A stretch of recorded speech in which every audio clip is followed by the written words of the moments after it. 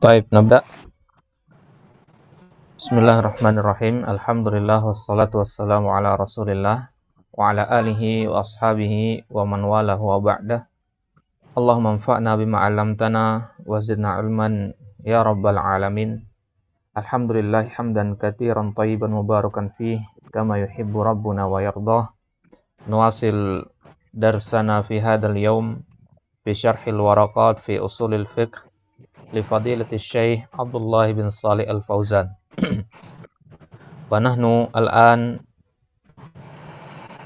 fi al-mutlaq wal muqayyad. Mazilna fil mutlaq wal muqayyad.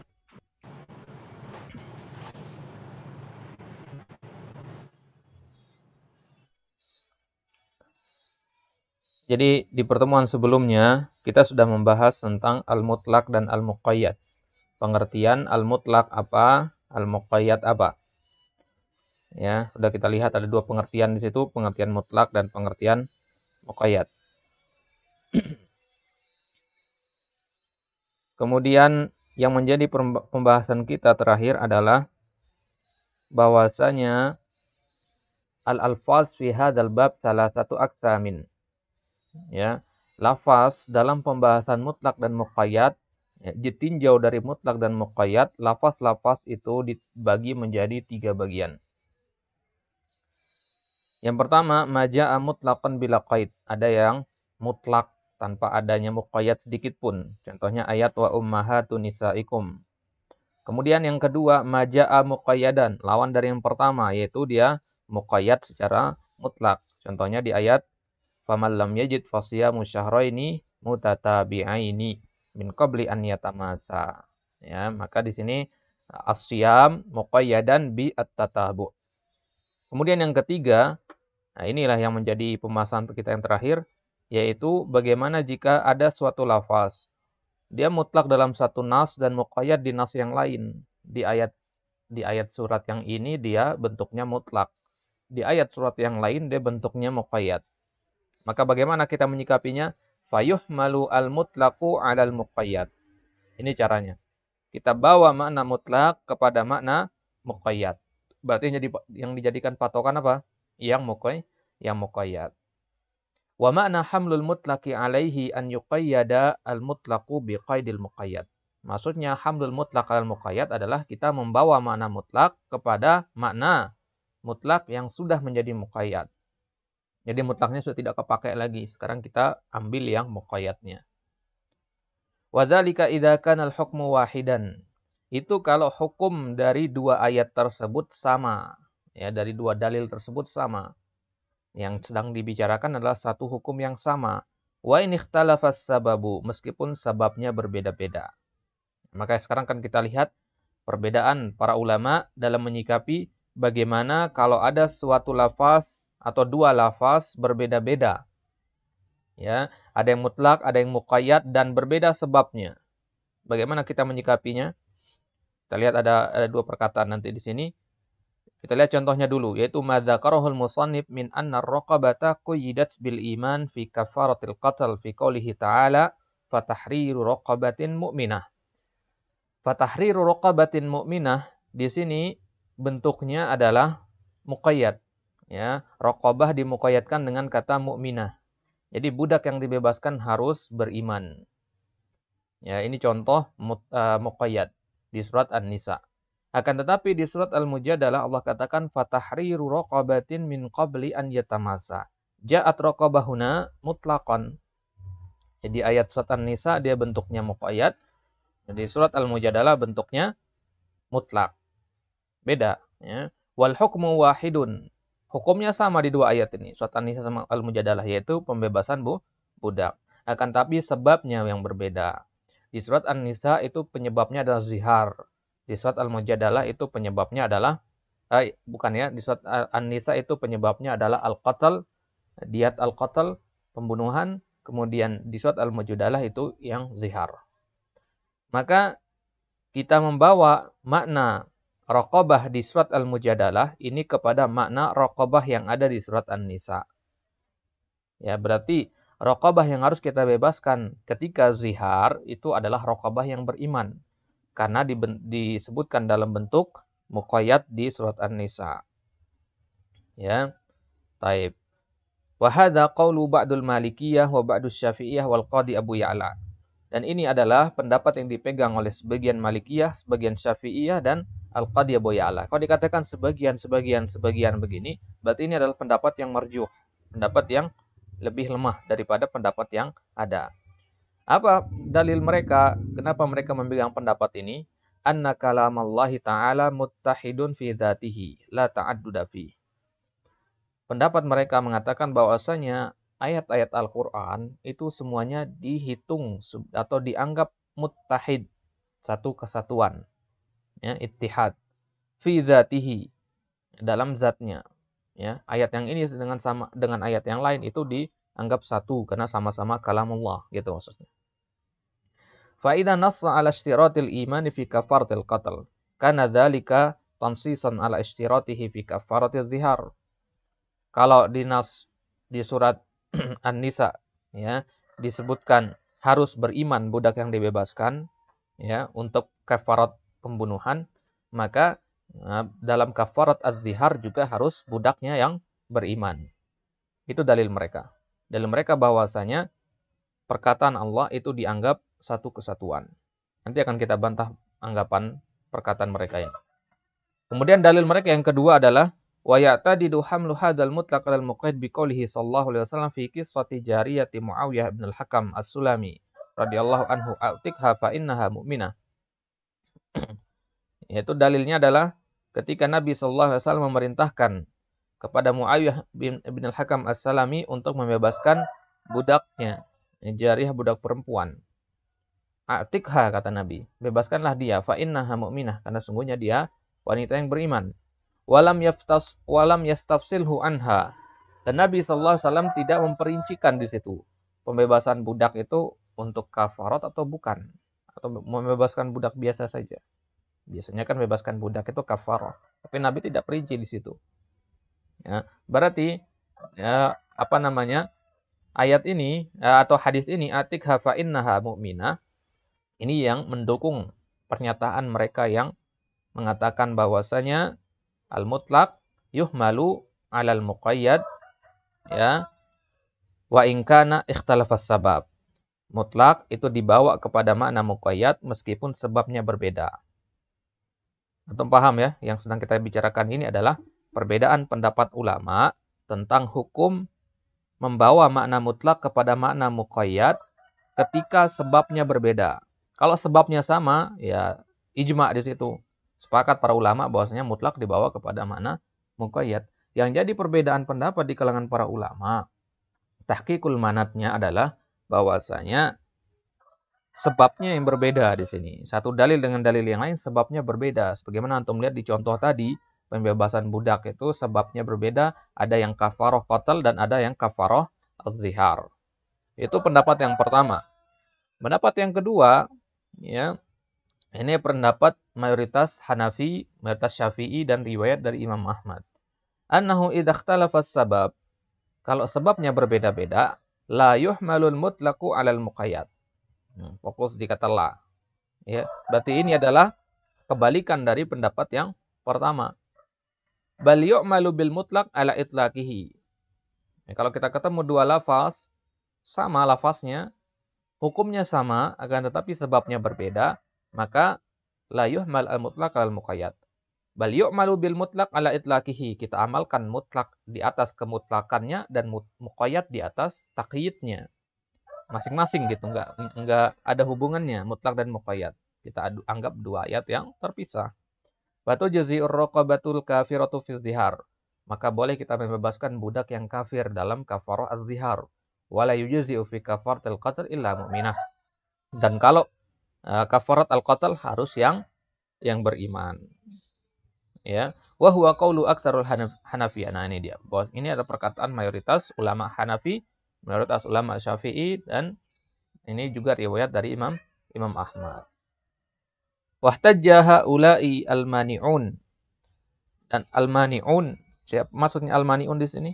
Al-mani'un itu sahib al-qaul as-sani, yang memegang pendapat yang kedua ini. Ya.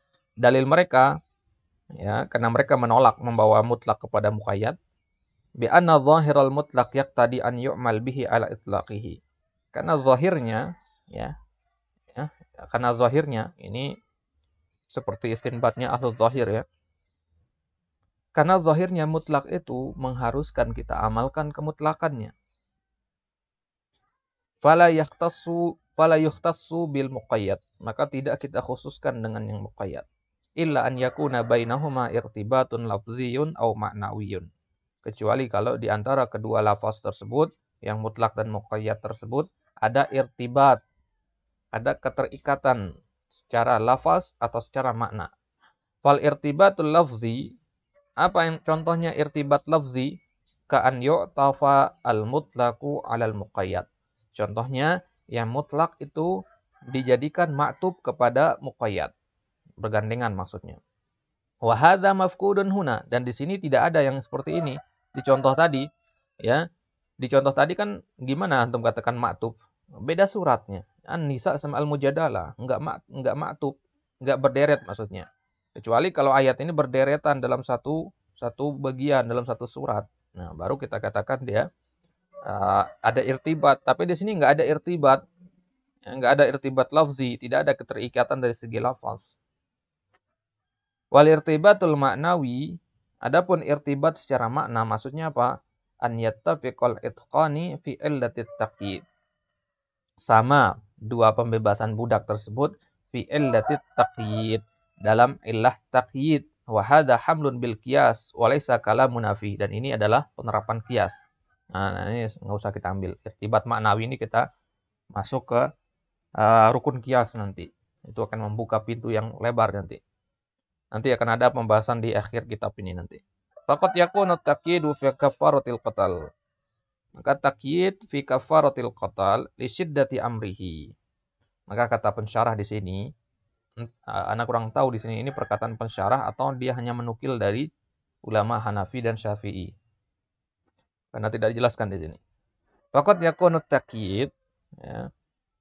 Dikatakan di sini bahwasanya kenapa di surat An-Nisa tadi, budak yang dibebaskan harus budak yang beriman. Kata beliau di sini, lisyiddati amrihi, karena kerasnya urusan tersebut. Karena beratnya perkara membunuh. Ya. Kalau kita bandingkan antara membunuh dengan zihar, tentu membunuh yang lebih berat.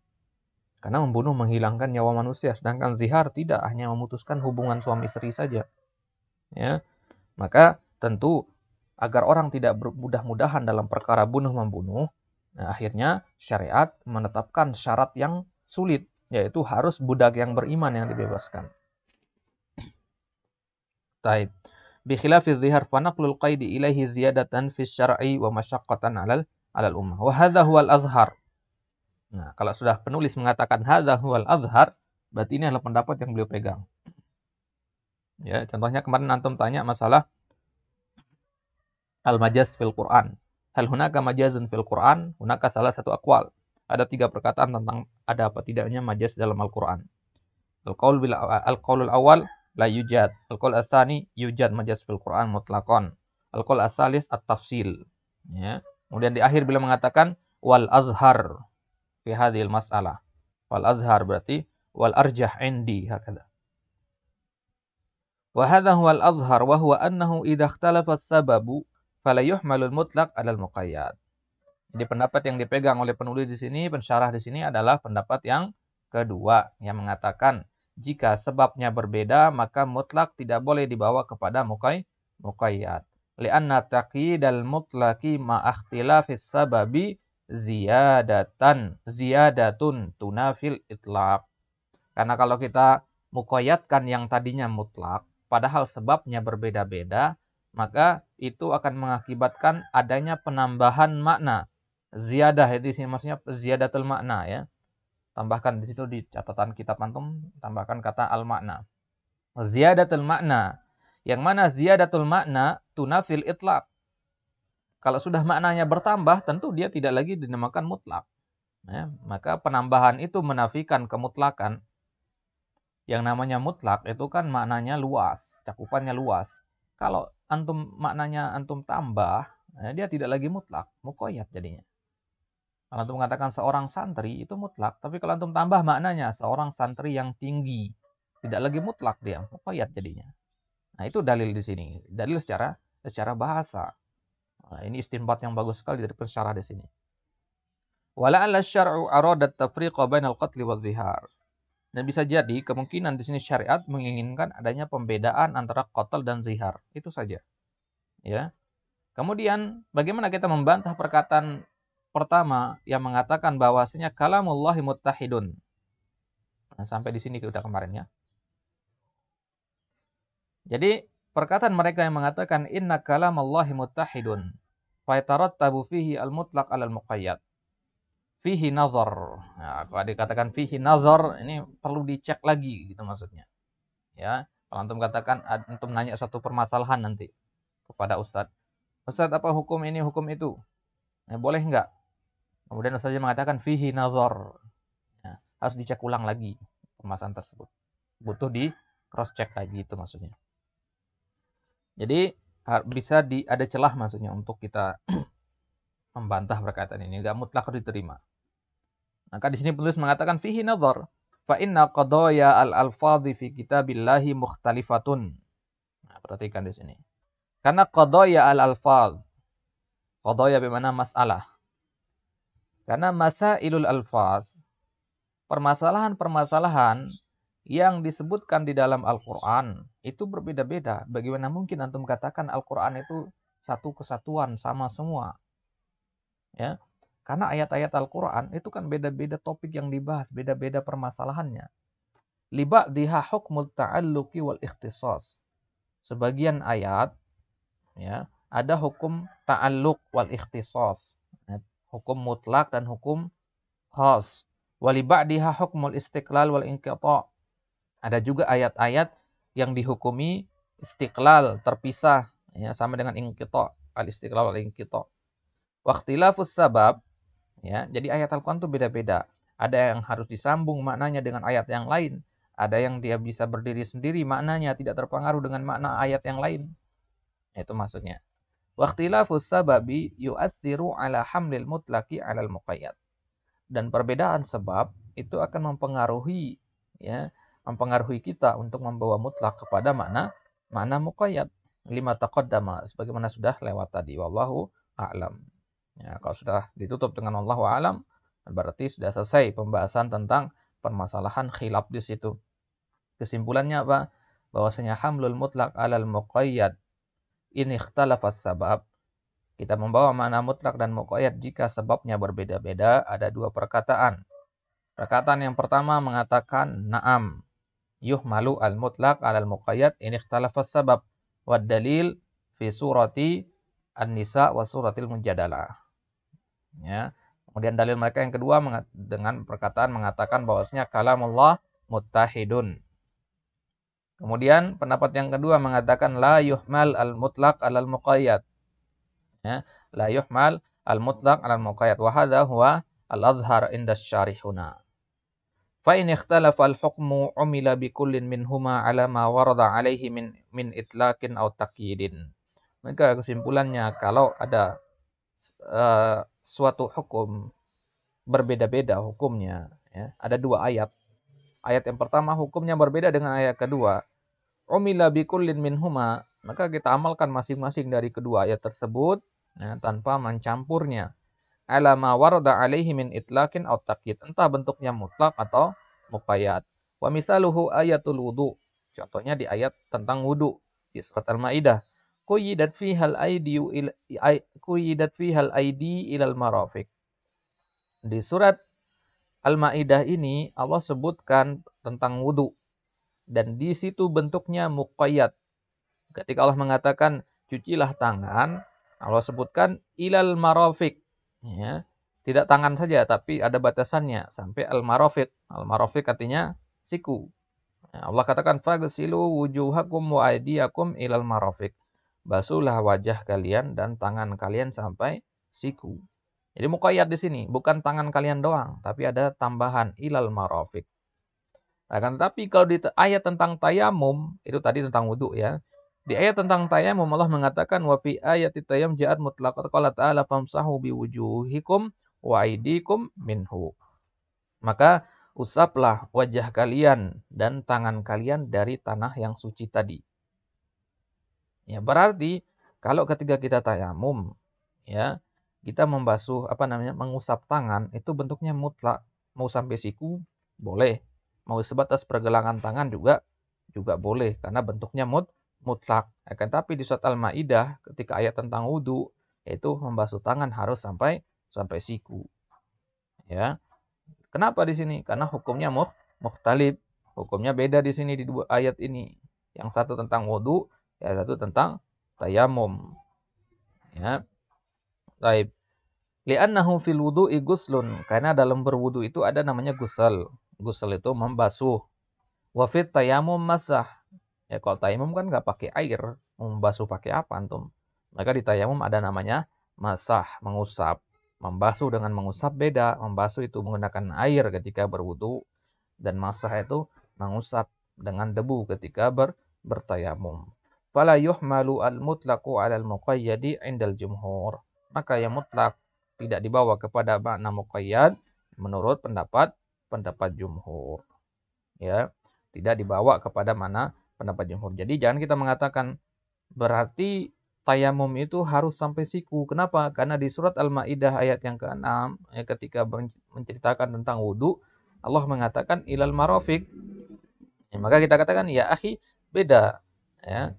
Famsahu biwujuhikum wa aydikum minhu itu tentang tayamum. Hukumnya beda dengan wudu.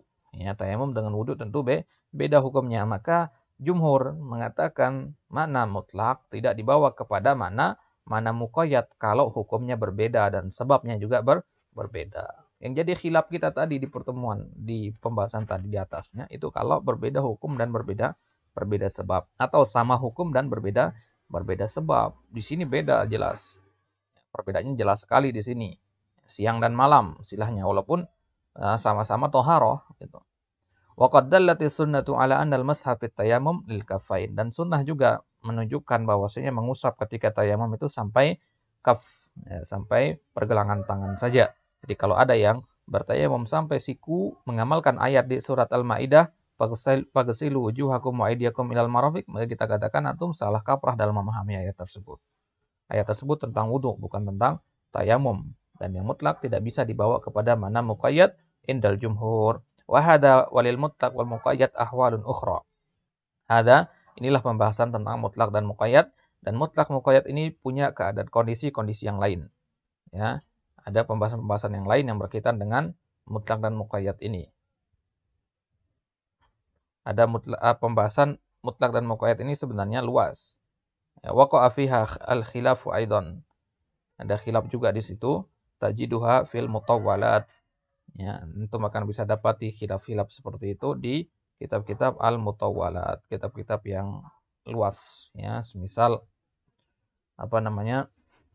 Hasyah Damyati misalkan syarah Waraqat juga ya. Di situ dijelaskan khilaf-khilaf mutlak dan muqayyad ada 4 atau 5 atau tidak salah khilaf di situ. Baik, sampai sini ada yang tanyakan tafadhol. Sebelum kita masuk ke al-mukhassis al-munfasil.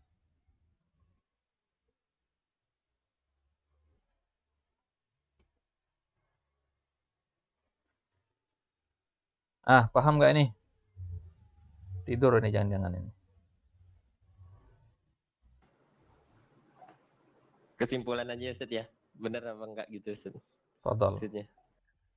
Jadi maksud di sini yang diambil pensyarah di sini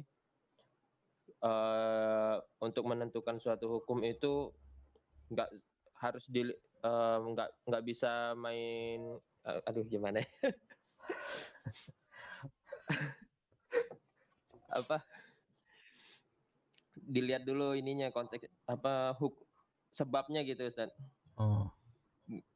Nggak bisa mentang-mentang sama-sama kayak contohnya tentang bersuci ini mentang-mentang sama-sama bersuci harus disamakan gitu Ustaz. Iya, baik. Nah, sahih. Itu kesimpulan yang bagus. Baik, ada lagi? Jadi memang ketika kita menyimpulkan suatu hukum dari dalil, itu tidak bisa kita hanya bersandar kepada satu dalil saja. Ya, kita katakan di awal dulu tidak bisa bersandar hanya kepada satu dalil. Nah, sekarang kalau kita katakan tidak boleh bersandar kepada satu dalil, berarti kita harus mengkomparasi dengan dalil-dalil yang lain. Satu permasalahan bisa kita dapati 10-15 dalil misalkan. Nah, pertanyaannya sekarang bagaimana mengkomparasi antara sedemikian banyak dalil tersebut, sedangkan masing-masing dalil berbeda-beda. Yang dalil yang pertama mengatakan halal, misalkan dalil yang kedua mengatakan haram. Kaifal jam'u bainahuma, bagaimana kita mengumpulkan dua dalil yang seperti itu? Itulah sebenarnya yang kita tuju dari ilmu usul fikih ini. Bagaimana ketika kita mendapati dalil yang sekilas terlihat kontradiktif, kita bisa menemukan sisi ketemunya di mana dua dalil tersebut. Maka kita katakan di zaman sekarang apalagi ya, banyak orang yang merendahkan Al-Quran, bahkan dari zaman dulu, ya, orang-orang Barat mengatakan Al-Quran itu banyak pertentangan di dalamnya, banyak kontradiksi. Maka orang-orang yang mengatakan seperti ini adalah orang-orang yang tidak pernah berkenalan dengan usul fiqh. Karena ilmu usul fiqh salah satu targetnya adalah selain kita memahami Al-Quran dan Sunnah adalah kita bisa menjamak di antara dua dalil yang terlihat kontradiktif. Jadi kesimpulannya tidak ada yang namanya kontradiktif di dalam Al-Quran. Baik, ada lagi yang mau membuat kesimpulan?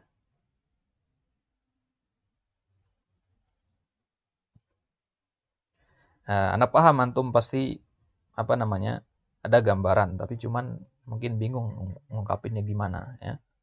Kita juga rasakan yang seperti itu di awal-awal belajar usul fikih. Saya paham menjelaskan, tapi untuk menjelaskan kembali atau mengungkapkan apa yang saya paham itu sulit. Beda lagi itu ya. Jadi tidak masalah nanti di merojah kembali. Kemudian kalau ingin lebih kokoh lagi apa yang antum pelajari tersebut, belajar bagaimana menjelaskannya kepada orang lain. Yang sudah nikah bisa ajarkan kepada istrinya nanti. Ya, Rahmat ya. Bisa disyarah nanti ke istrinya. Belajar bareng. Ya, di situ antum latihan merojahnya di situ. Yang belum nikah ya bisa ngomong sama tembok ya, disyarah ke tembok bisa. Nah, Ustaz, insyaallah. Baik, kita lanjut. Sekarang kita masuk al-mukhassis al-munfasil. Selesai kita dari pembahasan yang berat ya. Sekarang agak mudah deh sekarang. Sekarang pembahasannya agak mudah, gampang insyaallah. Karena lebih dekat ke ilmu tafsir dia sekarang. Al-mukhassis al-munfasil. Ini kita masih di pembahasan tentang al-khas ya. Al-khas ini panjang ternyata ya. Jadi kan sebelumnya kita bahas al-amr, pasangannya an-nahyu. Al-am, pasangannya al-khas. Dan di pembahasan al-khas itu kita bahas at-takhsis ya. At-takhsis, di pembahasan at-takhsis kita singgung masalah mukhassis. Dan mukhassis itu ada dua, muttasil dan munfasil. Ya. Yang muttasil itu ada 3. Sudah selesai kita bahas ini. Ya. Muttasil itu ada 3, yaitu al-istisna, asyarat, dan muqayyad bis sifah. Selesai kita dari pembahasan itu. Yang tadi itu pembahasan terakhir yaitu muqayyad bis sifah. Sekarang kita masuk ke yang munfasil. Munfasil artinya apa? Yastaqillu binafsihi. Berdiri sendiri artinya. Kalau muttasil tadi nyambung dia. Istisna, syarat, muqayyad bis sifah itu nyambung semua dia. Mukhassisnya. Lafaz yang mengkhususkan itu nyambung dengan lafaz yang dikhususkan. Sekarang lafaz yang dikhususkan dengan lafaz yang mengkhususkan itu terpisah. Munfasil dia. Maka nanti kita akan lihat ada 3. Ya, secara umum nanti ada 3 al-mukhassis. Itu takhsis al-kitab bil kitab wa bis sunnah. Ya, takhsisul kitab, al-kitab maksudnya Al-Quran. Takhsisul kitab bil kitab. Takhsisul Quran bil Quran atau takhsisul Quran bis sunnah. Kemudian yang kedua nanti kita masuk takhsisus sunnah bil kitab atau takhsisus sunnah bis sunnah. Kemudian yang terakhir nanti kita lihat takhsisul kitab was sunnah bil qiyas. Nah, itu yang terakhir mungkin yang agak berat nantinya. Adapun yang 2 pertama insyaallah. Baik, al-mukhassis al-munfasil. Mukhassis yang terpisah, yastaqil. Wa yajuzu takhsisul kitabi bil kitabi wa takhsisul kitabi bis sunnah wa takhsisus sunnati bil kitab. Boleh kita mengkhususkan ayat Al-Qur'an dengan ayat yang lain. Boleh juga kita mengkhususkan ayat Al-Qur'an dengan hadis Nabi. Boleh juga kita mengkhususkan hadis Nabi dengan ayat Al-Qur'an. Boleh juga kita mengkhususkan sunnah dengan sunnah, hadis dengan hadis. Wa takhsisun nutqi bil qiyas. Boleh juga kita mengkhususkan an-nutq. An-nutq di sini maksudnya Alkitab dan as-sunnah ya. An-nutq di sini selain dalil syariat selain al-qiyas. Dalil itu kan ada 3 yang disepakati jumhur. Al-Quran, Sunnah, Al-Ijma, dan yang diperselisihkan Al-Qiyas. Ya, jadi takhsisun nutqi itu maksudnya takhsisu Al-Quran dan takhsisu As-Sunnah bil qiyas. Wa na'ni bin nutqi qaulullah ta'ala. Nah ini dia. Yang kita maksud dengan an-nutqi tadi adalah firman Allah dalam Al-Quran dan sabda Nabi SAW. Baik, kita mulai syarahnya. Lamma faraga minal mukhassis al-muttasili wa dzakara al-mutlaq wal muqayyad dimnan syara'a fi bayanil mukhassis al-munfasil. Setelah Al-Imam Al-Juwaini selesai dari penyebutan tentang al-mukhassis al-muttasil di bab sebelumnya, sekarang dia kemudian penulis juga menyebutkan masalah al-mutlaq dan al-muqayyad dimnan karena memang ada keterikatan dengan bab tersebut. Syara'a fi bayanil mukhassis al-munfasil. Sekarang penulis syara'a huna bi mana bada'a. Penulis mulai untuk menjelaskan mukhassis yang munfasil. Wa huwa alladhi yastaqillu bi nafsihi, yaitu yang terpisah atau berdiri sendiri. Kama taqaddama, sebagaimana di awal dulu sebelum pembahasan al-khass atau buka di pembahasan awal al-khass, pengertian al-mukhassis al-munfasil. Sekarang kita lihat ke pembagiannya, tidak fokus ke pengertian. Pengertiannya sudah lewat. Wal mukhassisul munfasil salasatun. Mukhassis munfasil itu ada 3. Yang pertama al-hiss. Al-hiss itu artinya panca indera. Wal muradu bihi al-musyahadah wal idrak bil hawas.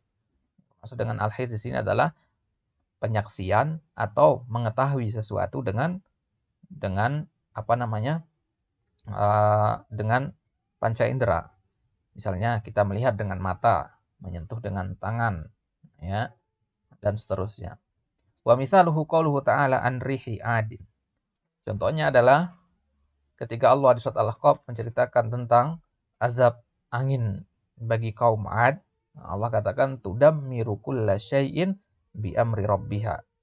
Di sini Allah katakan angin itu tudammiru, menghancurkan segala sesuatu, menghancurkan kaum Ad bi amri rabbiha, dengan perintah dari Rabbnya. Fal ayatu amatun dakhalaha at-takhsisu bil hiss. Ya. Maka di sini kulla syai'in, kata kulla syai'in segala sesuatu.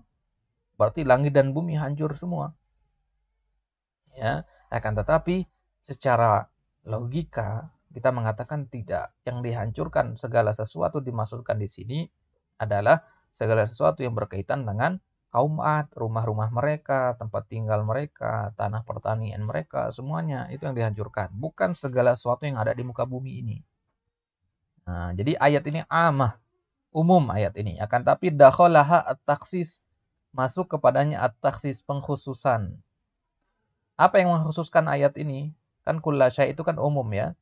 Yang mengkhususkannya adalah al-his, panca indera kita. Secara logika kita paham. Kenapa? Karena panca indera kita, logika kita mengatakan bahwasanya angin lam tudammir as-samawati wal arda wal jibal. Tidak bisa angin itu menghancurkan langit, bumi, dan gunung-gunung. Kecuali pada hari kiamat nanti ya. Ya, jadi secara logika kita mengkhususkan ayat ini. Tudammiru kulla syai'. Ya. Jadi kalau ada yang mengatakan nanti di surat Al-Ahqaf ini Allah katakan angin menghancurkan segala sesuatu. Kenapa kok sekarang masih ada bumi? Masih ada bangunan, masih ada manusia. Katanya Allah menghancurkan segala sesuatu.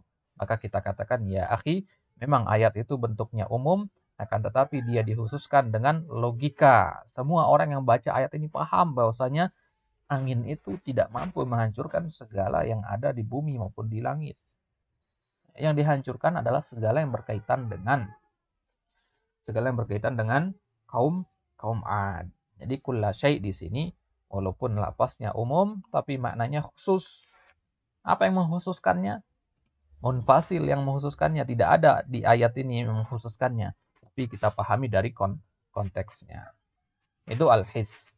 Kemudian al-aql, kurang lebih sama dengan al-his. Kalau di kitab yang lain ini digabung jadi satu. Misaluhu qauluhu ta'ala Allahu khaliqu kulli syai'. Ya. Allah katakan dalam surat Az-Zumar, Allahu khaliqu kulli syai'. Allah menciptakan segala sesuatu. Nah, ini umum kan? Allah menciptakan segala sesuatu. Akan tetapi al-aqal dalla ala anna dzatallahi ta'ala ghairu makhluqatin. Akan tetapi akal kita mengatakan bahwasanya zatnya Allah Subhanahu wa taala itu tidak diciptakan. Kalau Allah mengatakan Allah khaliqu kulli syai', Allah menciptakan segala sesuatu, berarti Allah menciptakan dirinya sendiri juga. Nah, enggak kan seperti itu, bukan seperti itu. Karena akal mengatakan bahwasanya Allah memang menciptakan segala sesuatu selain dirinya sendiri. Karena Allah tidak punya awalan, tidak punya akhiran. Ya. Ma'anna lafdz syai' yatanawaluhu subhanahu. Karena kata syai' di sini mencakup Allah juga kan? Karena syai' itu dalam bahasa Arab adalah lafaz yang paling nakirah. Lafaz paling nakirah dalam bahasa Arab itu kata syai'. Ya, sedangkan lafaz yang paling ma'rifah itu adalah lafzul jalalah. Ya. Al-lafzu al-azam. Jadi lafaz syai' itu mencakup Allah juga. Nah, tapi bukan berarti Allah menciptakan dirinya sendiri juga. Apa dalilnya bahwasanya lafaz syai' itu mencakup Allah? Di surat Al-Qasas Allah katakan kullu syai'in halikun illa wajha. Segala syai', segala sesuatu itu hancur binasa kecuali wajahnya Allah. Berarti di sini Allah itu masuk dalam penyebutan kata syai'. Wa qala ta'ala di ayat yang lain Allah katakan qul ayyu syai'in akbaru syahadah qulillah. Ya, katakanlah wahai Muhammad, apakah ada sesuatu yang lebih besar syahadahnya, persaksiannya? Katakanlah Allah lah itu sesuatu yang paling besar persaksiannya. Nah, Allah yang paling besar persaksiannya. Nah, berarti ini adalah taksis dari kata syai'. Berarti Allah ini masuk dalam penyebutan asy-syai' di sini. Ya. Baik. Berarti secara akal kita pahami bahwasanya Allahu khaliqu kulli syai', maksudnya Allah menciptakan segala sesuatu selain dirinya. Allah menciptakan al-qalam, Allah menciptakan arsy, menciptakan bumi dan langit beserta isi-isinya. Ya, itu kita melihat atau menyimpulkan dari akal. Membedakan al-akal dengan al-his dalam permasalahan usul fiqh itu agak rumit. Ya, tipis sekali perbedaan al-his dan al-akal. Karena al-his itu adalah kita katakan instrumen bagi akal untuk memahami sesuatu. Akal ini akan kesulitan untuk memahami fenomena-fenomena yang terjadi di sekitar kita kecuali dengan perantara al-his, perantara panca indera. Kita bisa memahami api itu panas ya, karena kita menyentuh api tersebut. Ya, antum awal-awal seorang manusia di awal-awal dia kan nggak tahu api itu panas. Setelah dia belajar ya, menyentuh api misalkan, baru dia tahu api itu panas. Tapi kalau dia melihat api kemudian dia tidak sentuh-sentuh, maka dia tidak akan tahu api itu panas. Jadi al-his dengan al-aql dalam pembahasan usul fikih itu pembahasan yang pembedaannya tipis sekali. Wa mana'a ba'dul ulama'i an yakuna hadza wa ma qablahu min babit takhsis. Perhatikan di sini. Sebagian ulama memasukkan pembahasan ini bukan termasuk taksis. Wa huwa ikhraj ba'du afradil am, itu mengeluarkan sebagian afradil am. Ya. Al-his sama al-aqal ini tidak bisa kita masukkan ke bab taksis kata sebagian ulama. Ya. Kebanyakan ulama-ulama Hanafi. Wa qalu inna dzalika min babil am alladzi urida bihil khas. Mereka mengatakan, ulama yang menentang ini mereka mengatakan ya, bahwasanya pembahasan al-his dan akal di ayat-ayat tadi itu pembahasan al-am urida bihil khas. Namanya bukan taksis tapi al-am alladzi urida bihil khas. Dan ini adalah perkataan yang tidak ada dasarnya. Karena al-am alladzi urida bihil khas huwa taksis nafsuhu. Hanya saja lafaznya yang dibedakan. Ya, tapi hakikatnya sama. Wa huwa an yakuna inna wa qalu inna dzalika min babil am alladhi urida bihil khas wa huwa an yakuna al makhsus wa an yakuna al makhsusu ghairu muradin 'indal mutakallim walal mukhatab. Maksudnya adalah yang dikhususkan tersebut bukan yang dimaksudkan oleh mutakallim walal mukhatab, tidak juga mukhatab. Bimana annahu ghairu dakhilin fil 'ami aslan. Bahasanya ini tidak masuk ke dalam keumuman secara awal dari dasarnya. Maksudnya apa? Contohnya kita ambil tudammiru kulla syai'in bi amri rabbiha. Tudammiru kulla syai'in. Perhatikan kata kulla syai'in. Kata kulla syai'in di sini ya mencakup segala sesuatu yang berkaitan dengan kaum Ad saja, tempat tinggal, tanah pertanian, ternak, ya, orang-orang dari kaum Ad, akan tapi tidak mencakup segala hal yang ada di alam semesta, tidak mencakup langit, bumi, gunung-gunung, tidak. Ya. Jadi Allah menghancurkan dengan angin tersebut tempat tinggal kaum Ad saja, bukan segala hal yang ada di langit dan di bumi. Maka di sini dari awal memang Allah tidak ingin menyebutkan atau tidak memasukkan adanya penyebutan langit dan bumi di sini. Berarti tidak perlu kita mengeluarkan penyebutan langit dan bumi dari ayat ini. Karena memang asalnya penyebutan langit dan bumi tidak masuk. Ngapain kita mengeluarkan sesuatu yang tidak masuk? Itu maksudnya. Tidak masuk dalam keumuman ayat ini maksudnya. Langit dan bumi tidak masuk dalam kata kulla syai'. Maka ngapain kita harus mengeluarkan kata bumi dan langit tersebut dari lafaz kulla syai' ini. Fala yahtaj ila ikhraj, maka tidak perlu dikeluarkan. Ala anna ba'dahum qala inna takhsisa qad yufham min qawlihi ta'ala. Ya, sebagian yang lain mengatakan taksis itu dipahami dari firman Allah Subhanahu wa taala bi amri rabbiha, dengan perintah dari Rabbnya. Ini taksis kata mereka. Ini pendapat yang lain lagi nih. Ya. Karena berarti mereka mengatakan ada yang lain yang terjadi tanpa ada amri rabbiha, yang bukan karena perintah Rabbnya. Jadi Allah merintahkan angin. Angin itu kan banyak. Ini angin tertentu yang Allah perintahkan untuk menghancurkan kaum Ad. Berarti ini taksis. Ya, karena angin tertentu saja yang diperintah. Angin yang dapat perintah saja yang menghancurkan kaum Ad. Angin yang tidak dapat perintah, ya tidak menghancurkan apa-apa. Bermanfaat bagi manusia. Ya. Misalkan di belahan bumi tempat tinggalnya kaum Ad, angin itu sedang menghancurkan mereka, tapi angin yang lain di belahan bumi yang lain tidak sedang menghancurkan manusia yang lain, gitu. Ya. Wa qauluhu ta'ala ma tadharu min syai'in atat 'alaihi illa ja'alathu karramim. Ya. Ayat ini yaitu kulla syai'in tadi di surat Al-Ahqaf itu juga ditaksis oleh ayat yang lain di surat Az-Zariyat, ma tadharu min syai'in. Nah, angin itu tidak meninggalkan sesuatu sedikit pun, illa ja'alathu karramim, kecuali angin tersebut menjadikannya sebagai debu yang berterbangan. Ya, semua yang kena sama angin itu berubah menjadi debu yang berterbangan, hancur lebur maksudnya. Ya.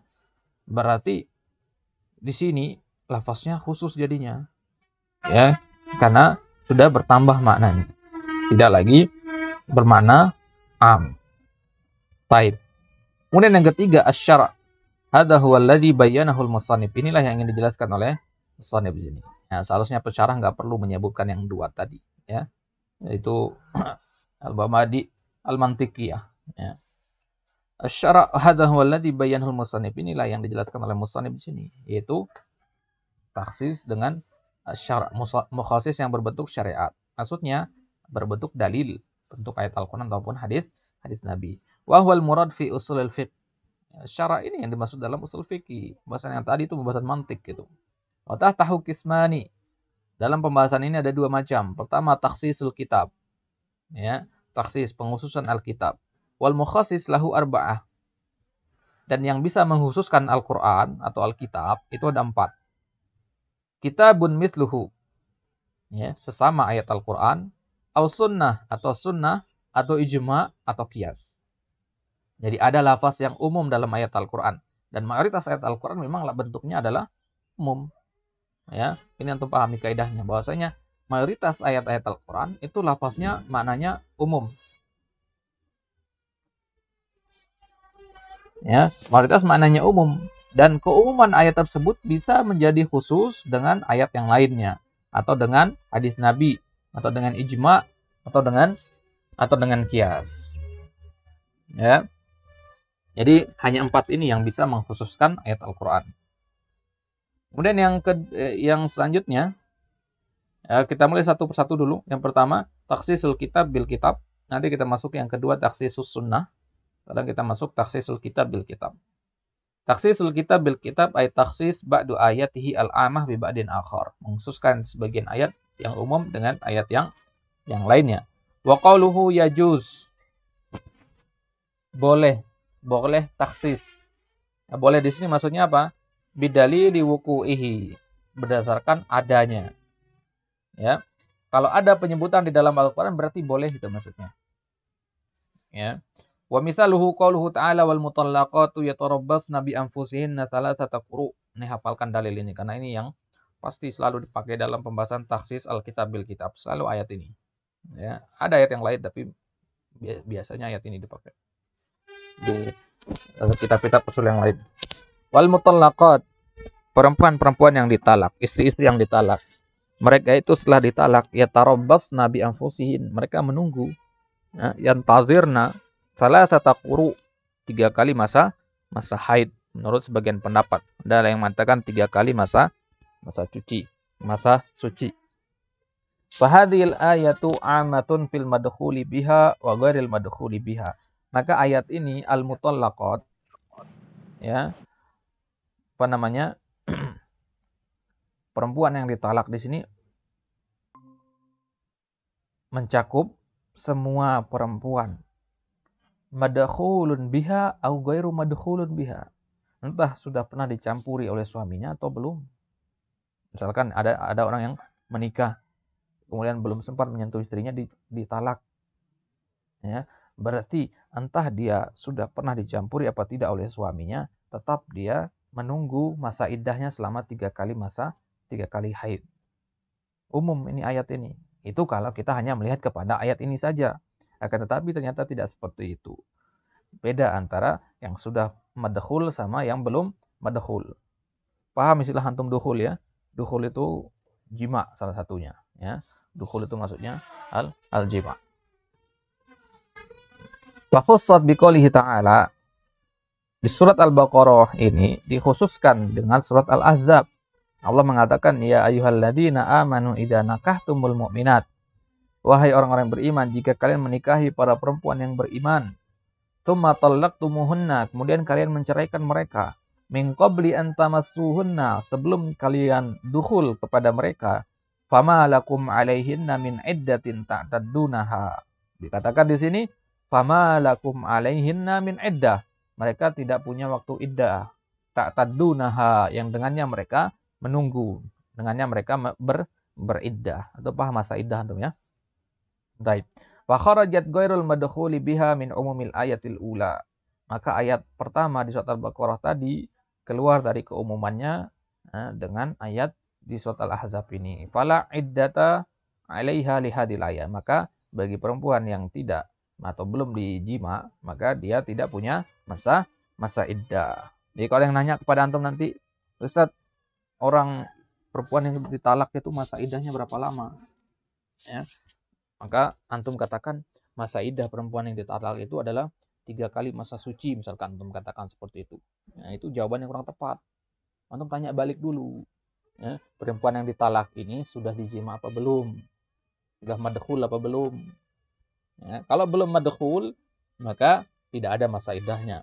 Tapi kalau sudah madkhul, nah baru 3 kali masa suci. Baik, itu contoh taksis Alkitab bil kitab. Al-Baqarah ditaksis dengan Al-Ahzab, itu maksudnya. Jadi Al-Quran dengan Al-Quran.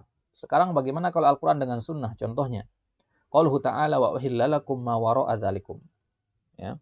Anda ingat sekali dulu ketika tes masuk syariah ya, Totak Mili kalau tidak salah di Libya, itu ditanyakan pertanyaan ini dulu ya.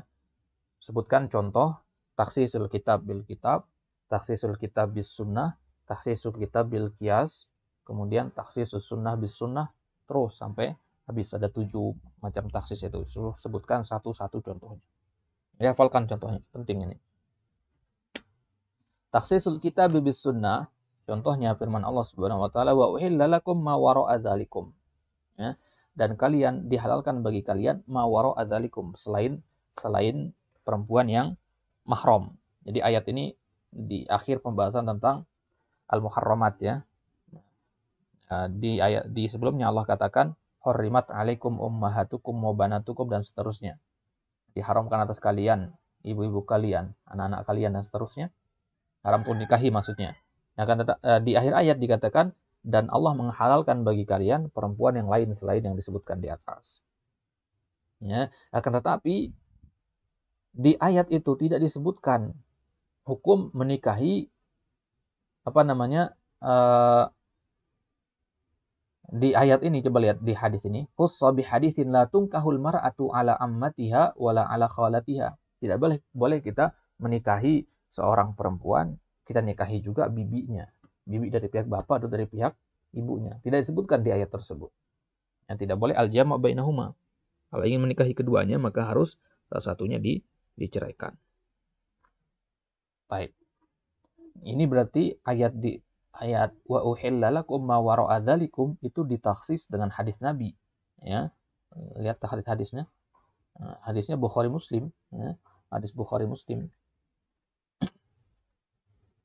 Baik. Jadi ayat tadi ditaksis dengan hadis dari Bukhari Muslim. Kemudian yang ketiga, takhsisul kitab bil ijma'. Mengkhususkan Alkitab dengan al-ijma'. Wa hadza lam yadhkurhul musannif. Ini tidak disebutkan oleh Al-Imam Al-Juwaini di sini. Wa inna makana al-ijma'u mukhassisan. Padahal sungguhnya ijma' itu juga bisa mengkhususkan. Li'annahu bimathabati nassin qati'in syar'iyyin. Karena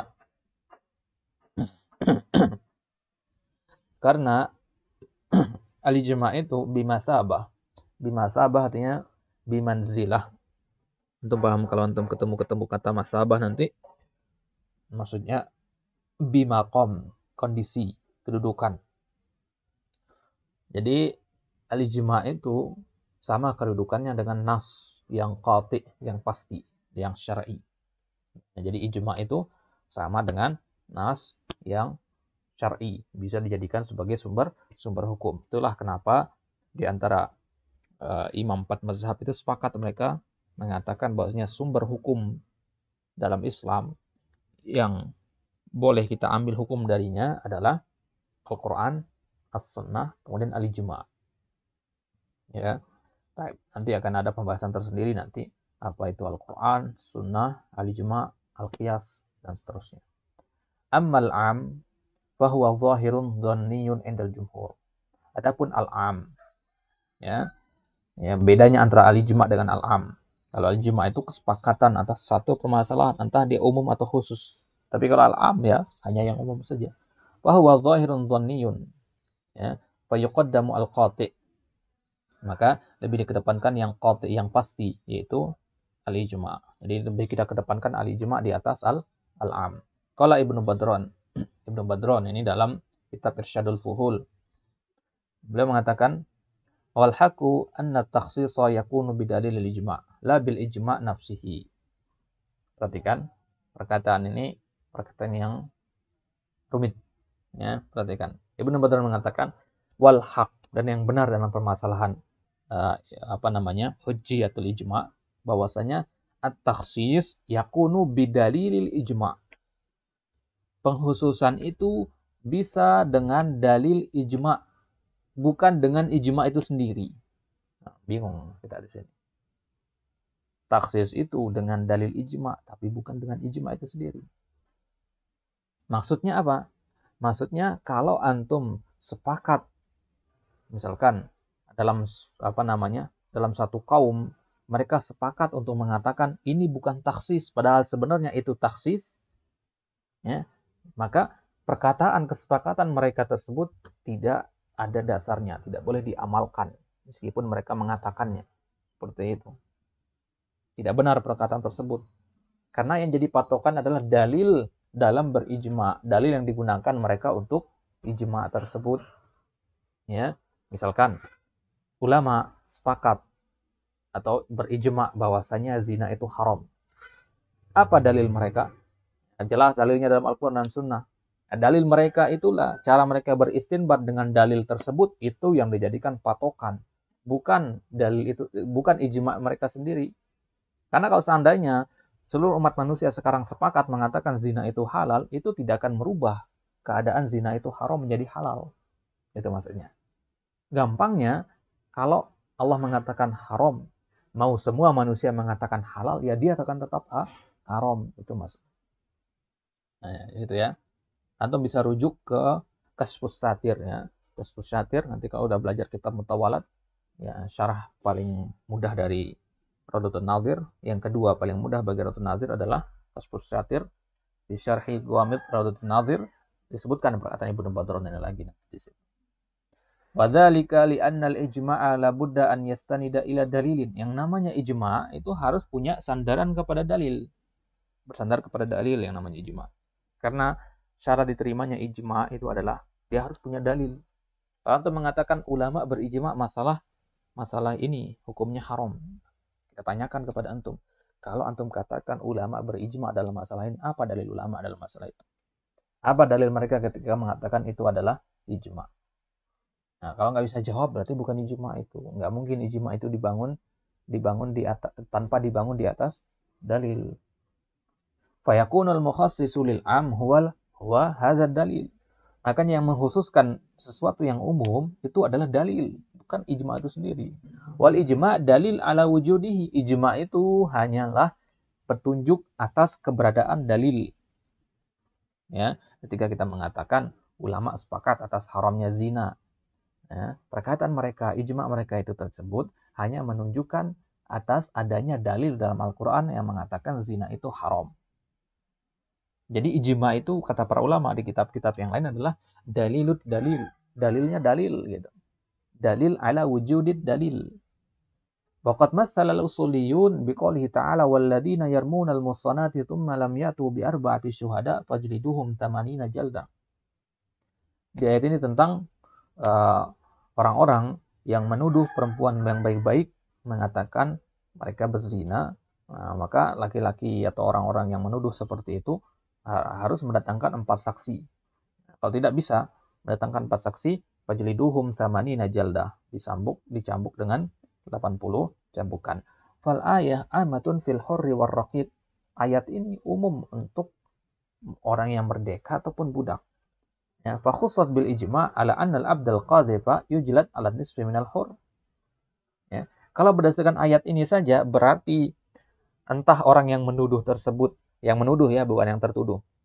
Entah orang yang menuduh tersebut budak ataupun orang yang merdeka, tetap dicambuk 80 kali. Akan tetapi ijma' ulama mengatakan bahwasanya hamba seorang budak yang menuduh orang lain berzina dan dia tidak bisa mendatangkan saksi 4 orang, maka dia dicambuk setengah dari cambukan buat orang yang merdeka.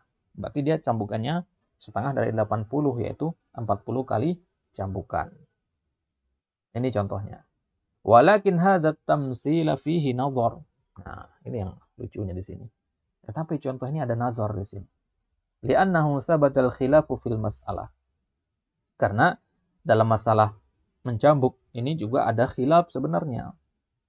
Maka kita tanyakan, kalau dalam contoh ini ada nazar, ngapain dijadikan contoh? Begitu ya. Ya. Jadi tapi fokus ke perkataan waqad mas'alal usuliyun. Ya, di sini pensyarah ingin menjelaskan bahwasanya ada para ulama ahli usul yang menjadikan ayat ini sebagai dalil. Maka di sini pensyarah ingin membantah dalil tersebut. Li'anna min ahli ilmi man yara annahu yujlad 80 kalhur. Karena di antara para ulama ada yang mengatakan bahwasanya budak itu juga dicambuk 80 kali sebagaimana orang merdeka. Wa minhum Ibnu Mas'ud. Perkataan ini dipegang oleh Ibnu Mas'ud, Umar bin Abdul Aziz.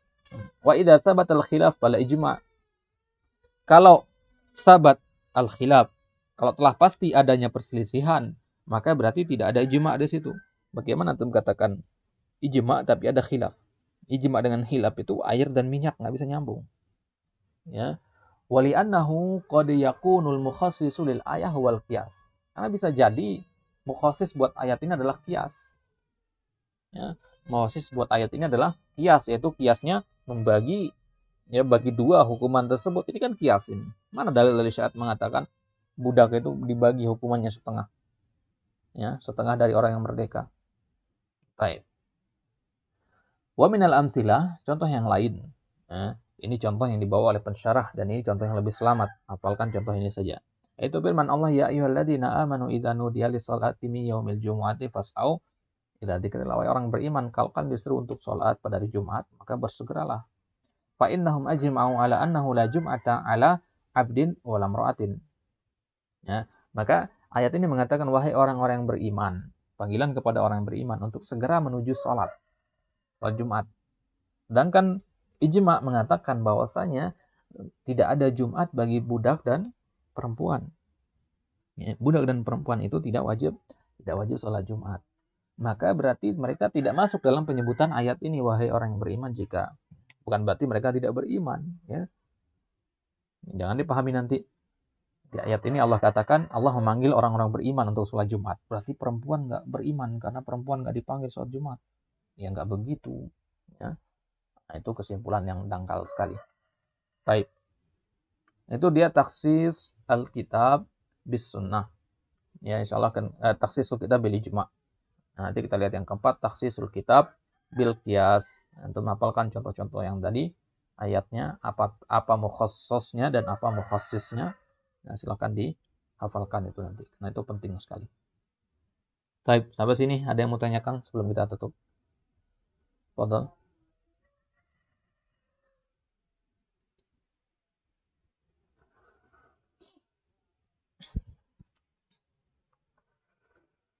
Antum kalau mau belajar usul fikih sarapan dulu ya. Nah, taksis yang apa namanya? Yang dengan akal tadi itu berarti keluar dari pembahasan ini, Ustaz. Nah, dengan akal dan dengan al-his ya. Al-his dengan al-akal itu keluar dari pembahasan ini. Maksud kita keluar dari pembahasan ini adalah keluar dari pembahasan usul fikih. Karena sebenarnya al-his dengan al-akal itu dibahas di awal-awal, ada namanya al-mabadi al-mantikiyah. Ya. Jadi ilmu usul fikih itu ada hubungan juga dengan ilmu mantik, ilmu kalam.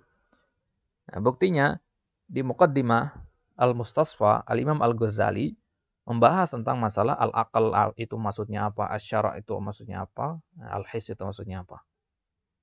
Jadi pembahasan ini sebenarnya tidak perlu, ya. Hanya saja di sini karena asy-syara' disebutkan, pensyarah menganggap perlu untuk menyebutkan al-aqal dan al-his tadi. Walaupun itu adalah pembahasan mantikiyah. Jadi ini menurut ana pribadi tidak bagus atau tidak perlu dibahas di dalam kitab-kitab untuk dasar. Untuk pendasaran jangan masuk ke mantik dulu. Ya, untuk pendasaran jangan masuk ke ilmu mantik dulu. Jadi antum membolehkan mempelajari ilmu mantik? Nah, kita perbolehkan mempelajari ilmu mantik. Ya. Tapi tidak secara mutlaknya. Perhatikan kondisi, kebutuhan, dan orang yang mempelajarinya. Kalau kita katakan boleh buat semua kaum muslimin, tidak juga. Ya. Ini hanya boleh bagi penuntut ilmu, dan tidak semua penuntut ilmu. Hanya penuntut ilmu yang yang ingin sampai ke derajat mujtahid. Ya. Yang nanti dia akan membutuhkan ilmu usul fikih dalam kehidupannya sehari-hari, maka perlu dia belajar ilmu mantik. Ya, bahkan di Jamiatul Imam juga mereka punya mata kuliah ilmu mantik itu. Mereka punya mata kuliah ilmu mantik. Mereka belajarnya 3 SKS malah. Ya, perbandingan dengan yang lain ya, nahwu 5 SKS, fikih 6. Ya. Ilmu mantik itu penting. Kalau tidak salah di STDI, ya, ST Ali juga ada pelajaran ilmu mantik itu, tapi dengan kapasitas yang sedikit. Baik, wallahu taala alam. Baik, ada lagi yang tanyakan? Fadhal.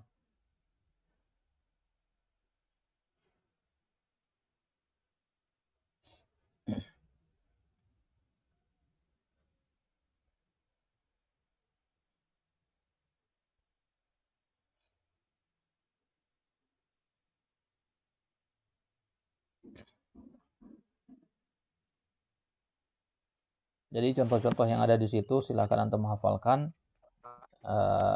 Contoh yang lain juga ada sebenarnya ya. Contoh yang lain ada banyak. Silakan antum pilih satu contoh. Ini hanya contoh yang sering kita temukan di kitab saja. Baik. Berarti takhsis dengan ijma itu berarti ijma di situ harus sesuai dengan ini juga ya. Maksudnya harus ada dalil. Nah, bahkan ijma itu tidak dikatakan ijma kecuali dia punya dalil.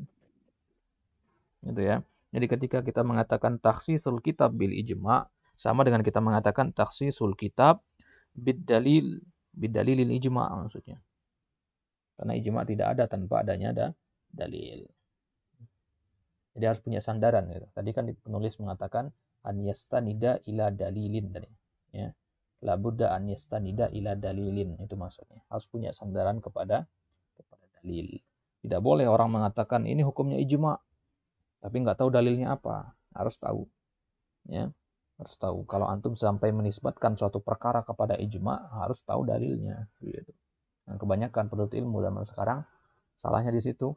Ya, kurangnya di situ. Kalau dia sudah mengatakan, wah permasalahan ini permasalahan ijma. Nah, misalkan zina, hukumnya ulama sepakat ijma atas keharamannya. Udah berarti sampai di situ dia. Tidak mencari lebih lanjut kenapa kok ulama sampai berijma dalam masalah tersebut. Ya, kalau orang awam cukup dia mengetahui itu perkara ijma tanpa perlu tahu dalil. Tapi antum sebagai talibul ilmi harus paham kenapa kok para ulama berijma, bagaimana mereka istinbat dalil tersebut sehingga bisa menyimpulkan ijma. Kenapa ulama yang hidup di tempat yang berbeda-beda, di zaman yang berbeda-beda, bahkan terpisah berabad-abad, tapi mereka punya pendapat yang satu, yang sepakat dalam permasalahan tersebut. Ya, kalau mereka sudah sampai sepakat dalam satu permasalahan, padahal tempat tinggal berbeda dan zaman hidup berbeda-beda, berarti mereka tentunya punya dalil, punya patokan yang kuat. Ya, harus paham kenapa mereka menyimpulkan ijma dalam masalah tersebut. Taib, Allah Ta'ala alam. Taib, ada lagi yang tanyakan?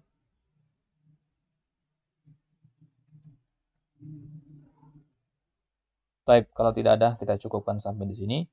Jangan lupa dimurojah kembali nanti pertemuan yang tadi. Murojahnya hukumnya wajib ya.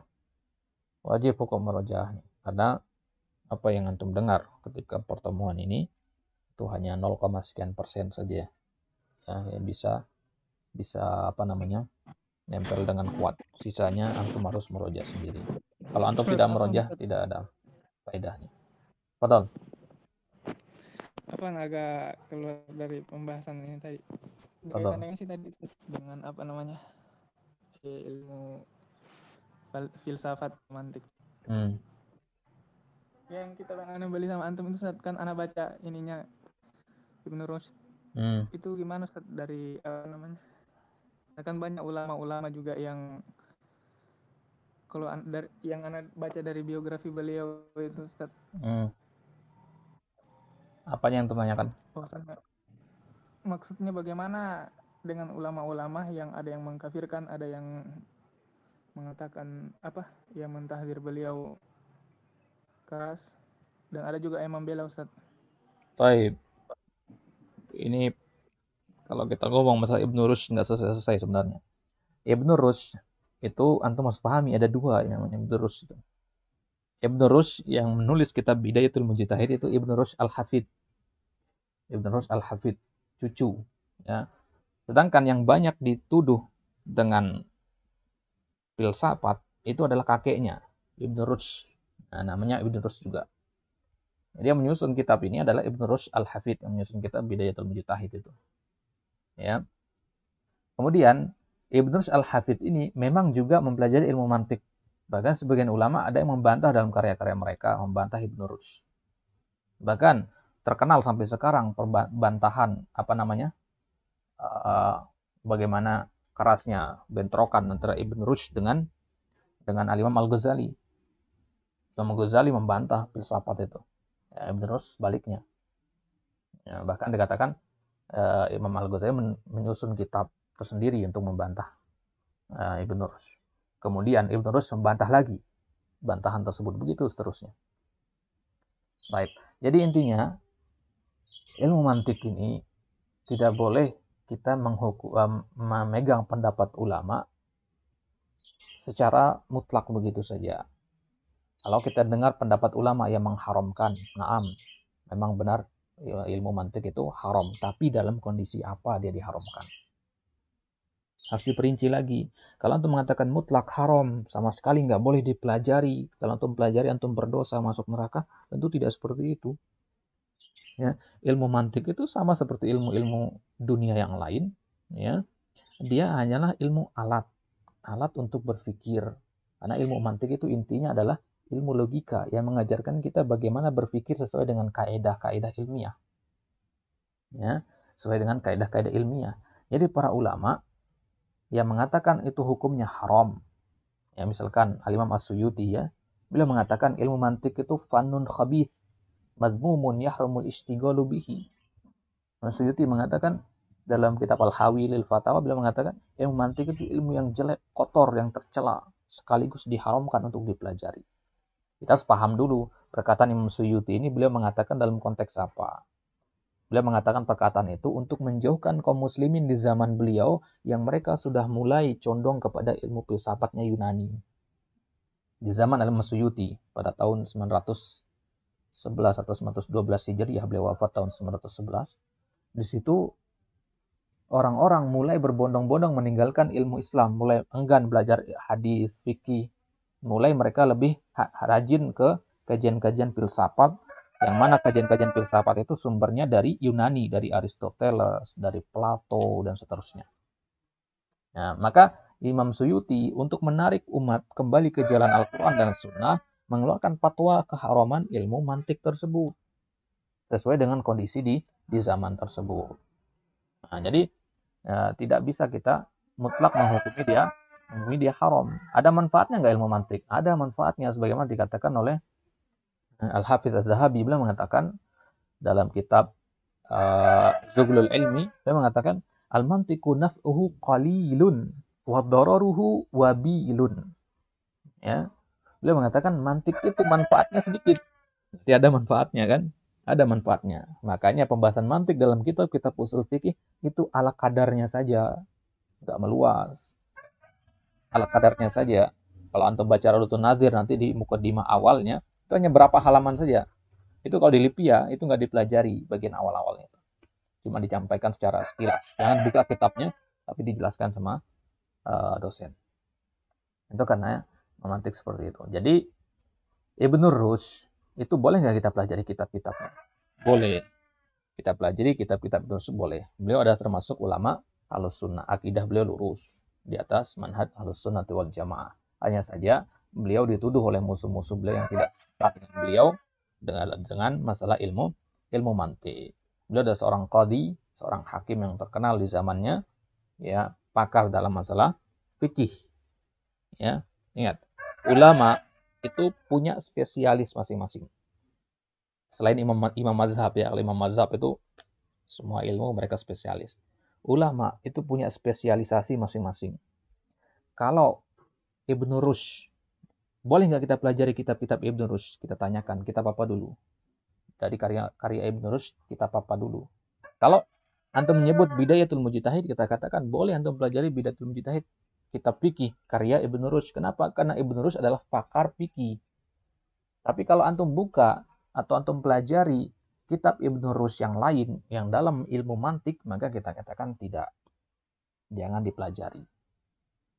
Ya. Karena Ibnu Rushd itu lebih terkenal spesialisasinya dalam fikih. Kalau antum mempelajari suatu kitab, tentu sesuaikan dengan spesialisasi ulamanya. Belajar fikih kepada ahli fikih, belajar usul fikih kepada ahli usul fikih, begitu seterusnya. Maka Ibnu Rushd ada termasuk ulama yang diperbolehkan untuk dipelajari kitabnya. Bahkan Bidayatul Mujtahid itu kan kitab yang dijadikan muqarrar tetap di Lipia. Dari awal Lipia berdiri, Bidayatul Mujtahid itu adalah kitab jadikan rujukan. Ya, bahkan di Universitas Islam Madinah juga Bidayatul Mujtahid yang dipakai. Jadi prinsipnya, ya, sedikit Anda sampaikan tentang muqarrar di Jamiatul Imam atau di cabang-cabang Jamiatul Imam. Bahasanya mereka ingin menggabungkan antara barat dan timur. Ibn Rushd atau Averroes itu berasal dari Spanyol Barat, ya, dulu ketika masih dikuasai oleh Islam. Kemudian Raudatun Nazir itu dari ulama timur. Ya, berarti Raudatun Nazir dan Bidayatul Mujtahid ini adalah dua kitab yang harus dipelajari secara beriringan. Bidayatul Mujtahid itu fikih muqaran, perbandingan mazhab. Kemudian Raudatun Nazir itu usul fikih, ya, ditulis oleh ulama timur, ya, Ibnu Qudamah. Maka dua kitab ini berbarengan antara barat dan timur, bertolak belakang. Tujuannya ini dijadikan muqarrar di kampus-kampus di PIA dan semisalnya, itu adalah untuk antum bagaimana menggabungkan dua pendapat dari dua belahan dunia yang berbeda. Ibnu Rushd itu mewakili ulama-ulama dari negeri barat, kemudian Raudatun Nazir mewakili ulama-ulama dari negeri timur. Ya, negeri timur ya maksudnya kita Asia, ya, Jazirah Arab dan seterusnya. Ya, itu maksudnya. Jadi mempelajari dua kitab ini harus berbarengan nantinya. Di kampus-kampus tentunya ya. Kalau antum baca sendiri Raudatun Nazir jangan dulu. Bacanya Bidayatul Mujtahid dulu. Ya, jadi kesimpulannya tidak masalah untuk mempelajari, ya, walaupun ada ulama-ulama ada yang mentahzir, ya, karena tahzir di antara para ulama itu adalah sesuatu yang lumrah. Bahkan kita katakan tidak ada satupun ulama yang selamat dari tahzir. Ya. Sebutkan siapa ulama zaman sekarang yang selamat dari tahzir, bahkan ulama-ulama zaman. Sekelas Imam Syafi'i saja ditahzir sama orang-orang yang tidak suka dengan beliau. Dan mereka punya dasar dalam mentahzir itu. Kalau antum baca kitab-kitab yang mentahzir Imam Syafi'i, antum mengatakan Imam Syafi'i ini ahli bid'ah nanti. Bisa antum katakan seperti itu. Karena saking kerasnya tahzir mereka dan saking kuatnya dalil mereka dalam mentahzir. Ya. Nah, itu. Jadi kalau kita hanya fokus kepada tahzir yang sedikit, kemudian mengabaikan pujian ulama yang lain dalam, ya, tazkiyah dari ulama yang lain, itu cara yang salah. Ya, jadi kalau ada banyak ulama yang mentahzir Ibnu Rushd, ya, ada lebih banyak lagi yang mentazkiyah beliau. Itu ya. Ya, jadi masa kita pegang pendapat yang sedikit dari pendapat yang mayoritas. Jelas ini? Ustaz, jelas, Masya Allah. Jazakallah khair. Baik. Jadi bukan berarti Ana menyuruh antum untuk mempelajari mantik ya. Ya, tetap Ana katakan berhati-hati. Ya, jangan dipahami seperti itu. Wah, Ustaz Dain ini nyuruh kita belajar ilmu kalam ini. Jangan ya. Nanti Ana yang berdosa nanti untuk belajar itu. Jangan belajar tanpa ada yang membimbing. Itu ya, karena ilmu ini sangat liar sekali. Kita katakan ilmu yang sangat liar, ilmu. Nah, jadi cukuplah sebagai patokan kita dalam mempelajari ilmu mantik adalah perkataan seorang ulama, ya, dalam kitab mengatakan la yahtaju ilaihi dzakiyu wa la yantafi'u bihil balidu. Ini kaidah kita. La yahtaju ilaihi dzakiyu wa la yantafi'u bihil balidu. Orang yang cerdas tidak butuh kepada ilmu mantik karena perkataannya sendiri sudah mantik gitu. Logikanya sudah tepat. Tidak butuh kepada ilmu logika untuk bisa dipahami. Wala yantafi'u bihil balid, dan orang yang bodoh tidak bisa mengambil manfaat dari ilmu mantik. Nah, itu maksudnya. La yahtaju ilaihi dzakiyu wala yantafi'u bihil balidu. Anda lupa siapa yang mengatakan perkataan tersebut. Yang jelas perkataan tersebut ada dalam kitab Ar-Raddu ala al-Mantiqiyin. Ada kitab yang panjang lebar membahas bantahan kepada al-Mantiqiyin, orang-orang yang mengedepankan logika di atas dalil-dalil syariat. Taib, kalau masalah mantik tentu panjang lebar, tidak cukup antum sejam 2 jam, bahasanya luas sekali. Kita cukupkan sampai di sini. Wallahu taala alam bisawab. Kita tutup dengan doa kafaratul majelis. Subhanakallahumma bihamdik asyhadu an la ilaha illa anta astaghfiruka wa atubu ilaik. Assalamualaikum warahmatullahi wabarakatuh. Waalaikumsalam warahmatullahi wabarakatuh.